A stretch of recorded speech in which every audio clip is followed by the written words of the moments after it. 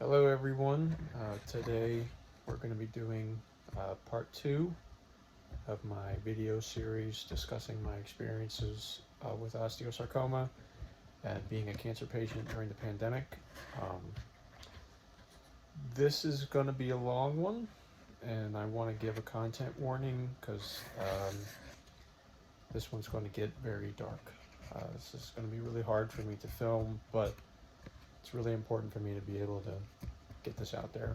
Um, So before we really get into it, I kind of want to reiterate some things from the last video that I feel like I didn't really explain well enough. I want to kind of describe more the pain that I was feeling, just because we're all competing in the Suffering Olympics when you put these videos online.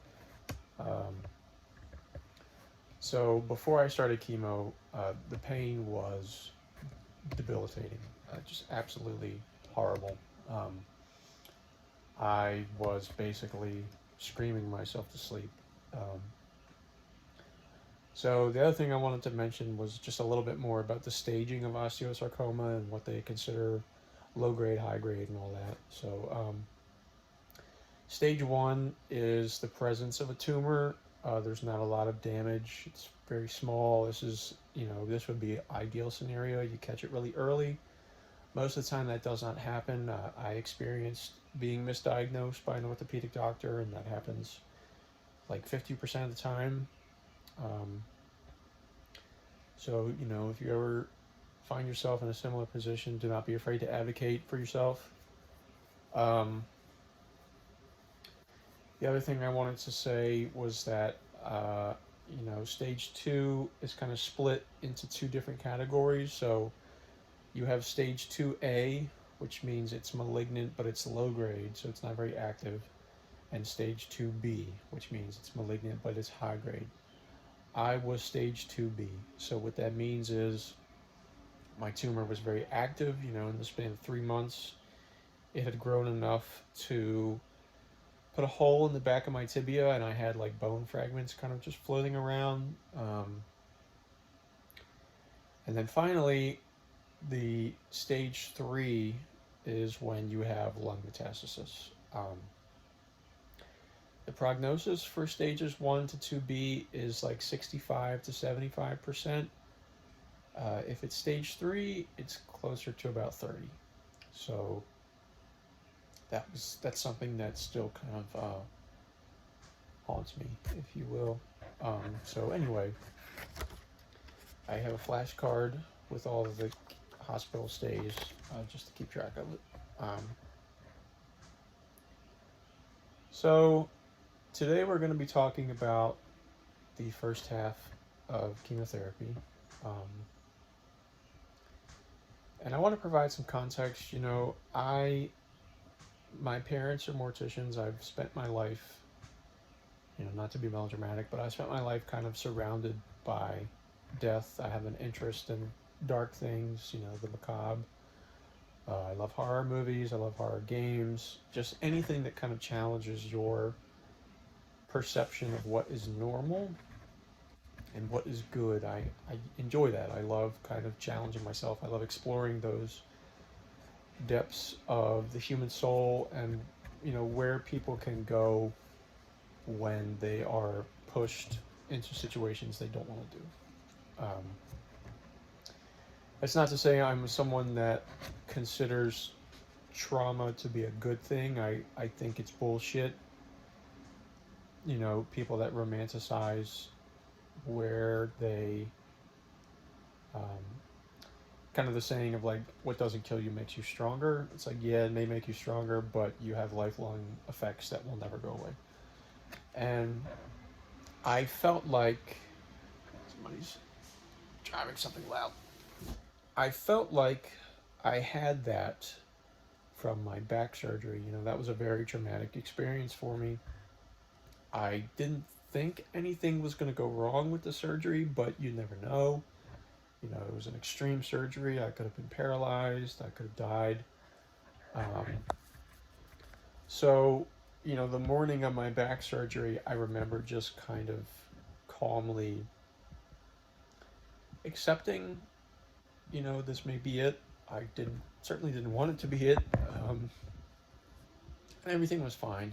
It went about as well as it could have.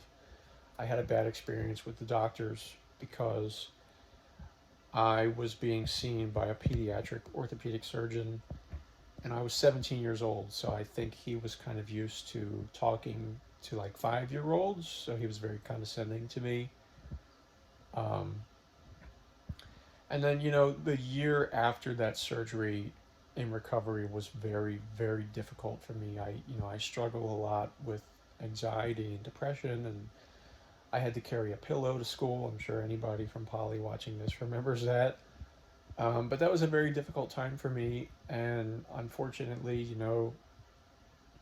um, maybe like a year and some change after the surgery, I did have a very low point where I had a lot of uh, suicidal ideation, and it was a very dark time. Um, I'm a lot better now than I was, uh, but anyway. So again, that's just to provide some context for what my mental state, is informed by, and the things that I like and the things that I've experienced. So, once we got the ball rolling, the first thing we had to do was have the port surgery. And I wasn't too nervous about this. When I had my back surgery, I had been under for like 6 hours, and they said this was going to be 25 minutes in a twilight state. So I was like, whatever. How bad can it be? And it was not bad. They put me under with fentanyl and a little Dilaudid, I believe. And it was outpatient surgery. The most difficult thing for me was just like my doctor, my oncologist wanted to see me that day, and I was in a lot of pain from my leg. Excuse me. I was in a lot of pain from my leg, and we had got there at like 10 a.m. and by the time I finished the surgery, it was like 2 o'clock, and then he wanted to see me. So by the end of the day, I wish they had just admitted me and started the chemo. I mean, I was in so much pain. Um, and So the next day, I was admitted, and I was in the hospital for 4 days. So January 16th to the 19th. Um, and this first chemotherapy session was going to be with doxorubicin and cisplatin. And if you know anything about chemotherapy, doxorubicin is kind of known as the red devil in like medical slang. So I was a little trepidatious. And cisplatin, they told me, can cause tinnitus, which I already had. It would come and go from drumming and from being a crematory operator, because the machine that I worked with was very loud. They all are. So I didn't think much of it. I had no idea what it was going to be like. So I vaguely remember just kind of being out of it the entire time, just being asleep. And I was okay with that. I didn't mind it, Um, and I don't think I quite realized at the time the extent of which it would hurt me to not have any visitors, because COVID was still very rampant. That would become very difficult later on. So I got out of the hospital. I was incredibly sick. The first day I was home, I vomited immediately as soon as I woke up. I vomited all day. We had to go to the hospital to get hydration infusions and a immunity booster shot, because doxorubicin destroys your immune system. So that was a Wednesday, and from that Wednesday to Friday, all I did was just vomit. I could not keep any food down. The smell of any kind of food would just make me sick to my stomach. I mean, it was awful. So I kept going back to the hospital for hydration infusions. And finally, that Friday, I had called in the morning after vomiting to schedule another infusion. And I was able to take a nap, thank God. And I woke up, and I was on the phone with my nurse trying to schedule it, and I noticed my shirt was wet, and I was like, why is my shirt wet? And I realized it was blood coming out of my port, and like this whole window here, if you can see it, was full of blood. And I'm on blood thinners at this point, the Lovenox injections into my stomach, and I'm like, oh God, what is going on? So I called my fiance because my dad was supposed to take me that day.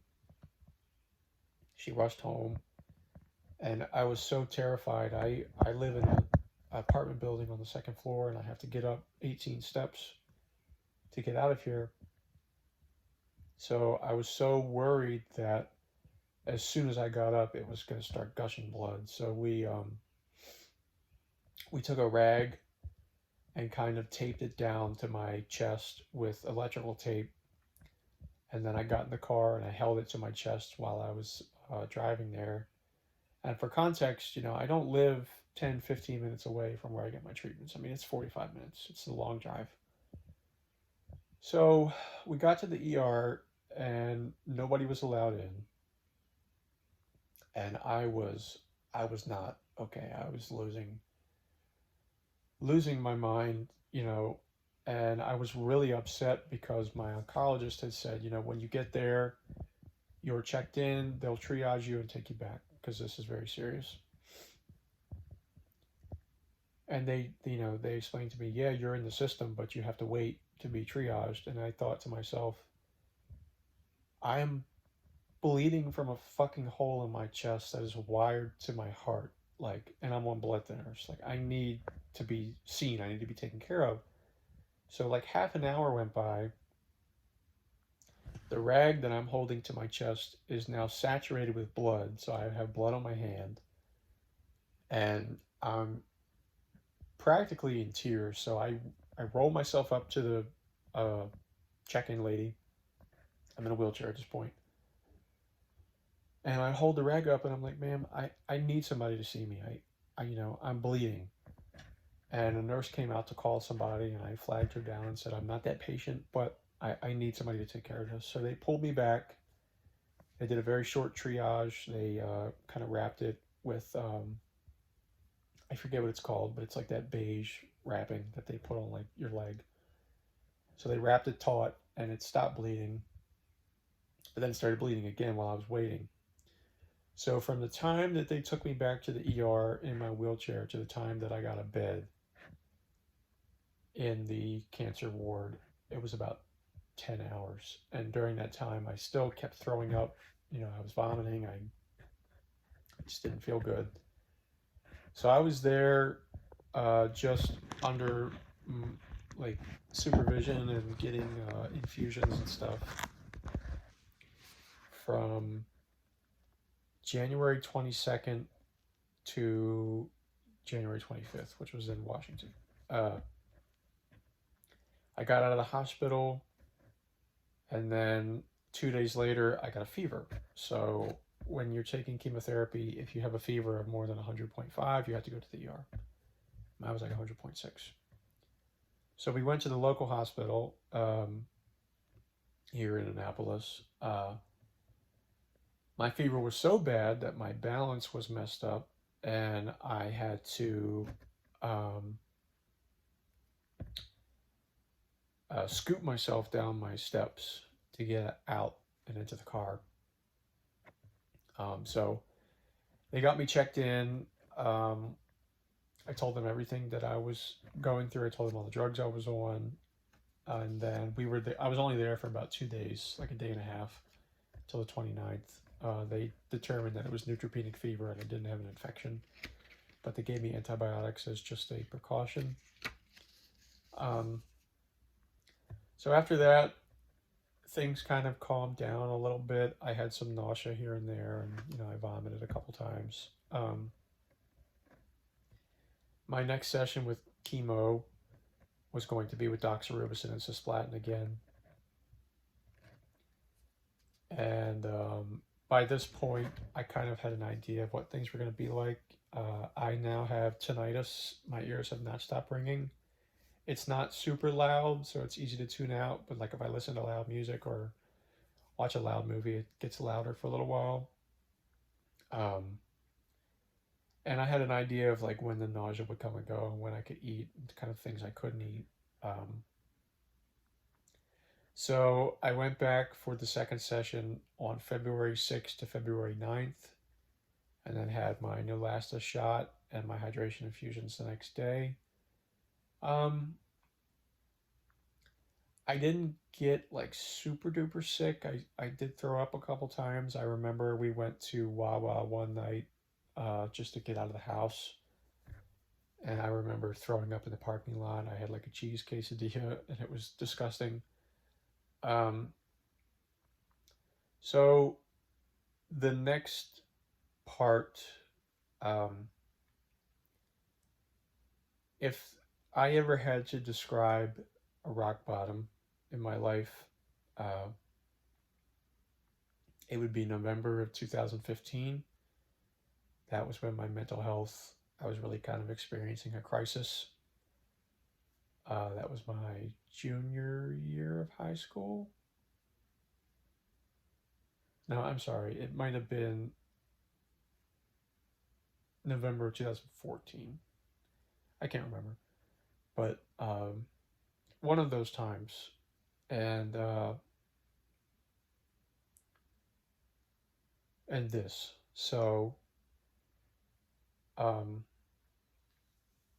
what happened was everything was normal. I was scheduled to start my next session of chemotherapy with high dose methotrexate, which my doctor explained to me like I wouldn't get sick, I wouldn't get ringing in my ears. The only thing that's different about it is that you're in the hospital for a week because you only get it infused for about 4 hours, but they have to monitor the levels of methotrexate in your blood, and you're not allowed to go home until it drops to 0.05%. And that's to prevent methotrexate toxicity, where you kind of get like skin necrosis, you get like really bad mouth sores, you just get really sick. So I said, okay. And I was really dreading this because not having to have visitors was really difficult on my mind and my mental state. You know, I have spent a lot of time alone. I've always kind of liked to be alone, but I don't like to be lonely. And I was just away from my fiance. You know, I was very far away, and that was really hard. Um, that was really, really hard to not be with her and to not be able to see her or my family or friends or anybody. So from February 22nd to March 5th, I was in the hospital, 12 days. And what happened was, like, what started that, I woke up one day and I noticed I had like a lump right here. And if you can notice, my port line is kind of raised there. So there was a big lump right here, and it was painful to the touch. And me and my fiance realized, you know, I've got an infection in my line. And in funeral service, you know, I experienced a lot of people that died from bacteremia, from sepsis, and you know, people that died from COVID, of course. Not too many, but a couple. And you know, I was terrified, honestly. And so we went to the local hospital. They checked me in. They said, you know, we think you might have bacteremia. We're going to get you on antibiotics right away. They gave me Benadryl, and they gave me so much that like I had like involuntary shaking. It was bad. Um, so they got in touch with my oncologist, and they both determined, you know, the best course of action here was to remove the port. And I thought that that would be similar to when I had it put in, you know, it'd be outpatient surgery, I'd be under. I was not. I was definitely not prepared for this. They came in, they didn't give me Ambien or anything like that. They said, we're going to give you some numbing with lidocaine, kind of just around the site and up in your shoulder. And I don't think it helped very much. It was a very frightening 10 minutes where they kind of had to separate the tissue here with forceps. They kind of like broke it apart, and I felt all of that. And that took about 5 minutes, and then they had cut out some of the skin that had grown onto the line, and they said, hold your breath, and we're going to pull it out. And out it went, and I just held on to my fiance's hand for dear life. And I felt a lot better after it was gone, but I was definitely not prepared for that. So after that, I was taken by ambulance to Washington, um, and that began what I would consider the lowest point of my life. So for the first 5 days, they had me on antibiotics, they took blood cultures, and they had to rule out bacteremia and sepsis. And I remember one night I was out in the hallway. I asked the nurses to bring me out into the hallway a lot to kind of break up the monotony. And, they have the nursing computer stations that are on wheels. And one of them had a screensaver that said, mortality from sepsis increases by 8% every hour that it's not treated. And I just thought to myself, I'm going to die in here from sepsis. I'm going to die in here from sepsis, and I'm never going to see my fiance again. I'm never going to see my family again. So that was really difficult. But, by the 5th day, they ruled all that out. I was okay. I was cleared. And they decided that the best course of action would be to start the 3rd session of chemotherapy with the methotrexate. So they put a PICC line in my arm. I still have the scar right there. A PICC line is kind of like a temporary version of what I have in my chest. So they go in through the brachial vein, and they just kind of like wire it up through your shoulder and down to your heart.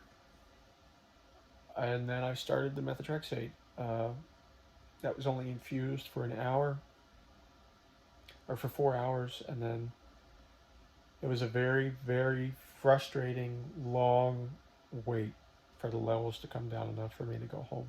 And I had a full-blown mental health crisis while I was waiting for that to happen.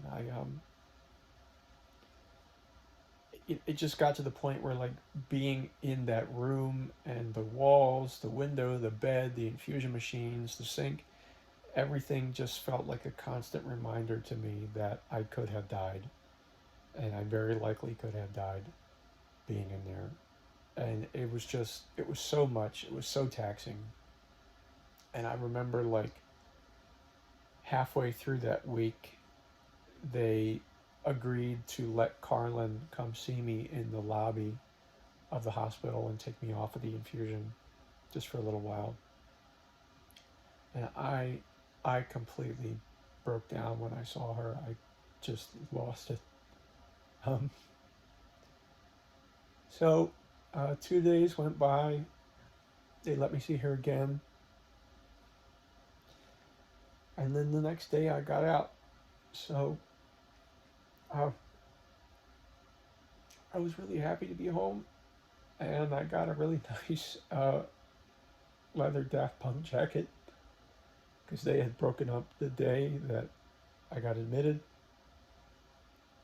which sucked.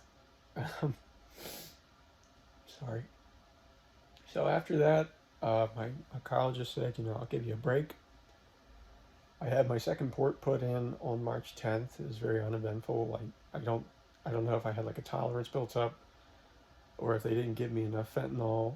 but I kind of felt most of it that it was okay, you know. And then I had the fourth round of chemo again with doxorubicin and cisplatin from March 11th to March 14th, and then the Neulasta shot the next day. At that point, I feel like I had a good grasp on my nausea. You know, it would it would start like the third day after chemo. I would just throw up a couple times, couldn't eat, and then I'd have it a week later, and then it would go away. And then the fifth chemotherapy session was with high dose methotrexate again, and I felt very determined to try to shorten my hospital stay. And they said that sometimes people get lucky with being super hydrated, so I was just drinking like 96 ounces of water a day. And that was from March 30th to April 4th. And then it was over. Uh, so that was a very difficult time for me. And for my fiance, you know, we had no idea what was going to happen. And at the end of it, I had to do a bunch of scans to make sure it hadn't grown anywhere and to see how it was responding to the chemotherapy. And that was the scariest thing in the world. I had x-rays done. I had an MRI of my leg done. I had a CT scan of my chest done and a full body bone scan. And the tumor, it did not show like any new growth. I didn't have any metastasis, but I did have 2 spots on my head that lit up on the bone scan, and my oncologist was very concerned about that. So he scheduled a brain MRI for the next day, and I did not sleep that night because I thought, you know, oh God.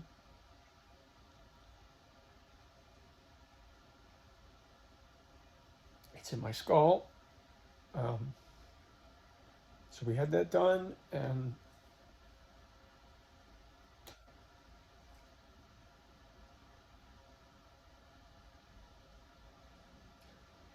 it hadn't spread anywhere.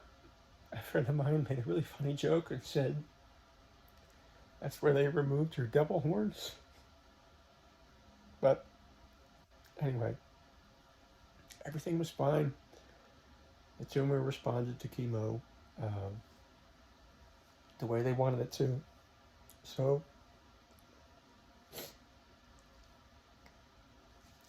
God. In the next video, I will be talking about kind of the lead up to the surgery and what that process was like, the consulting, what the surgery was, what they did, staying in the hospital for that, and kind of just the interim between the surgery and starting chemo again. So thank you for watching. I apologize. I know this was very difficult. This was very difficult for me to film, but it's just really important for me to get it out there. So I didn't intend to film this so soon, but I just wanted to get it off my chest. So I don't know when the next episode will be. Probably a week or 2 from now. And I will see you then.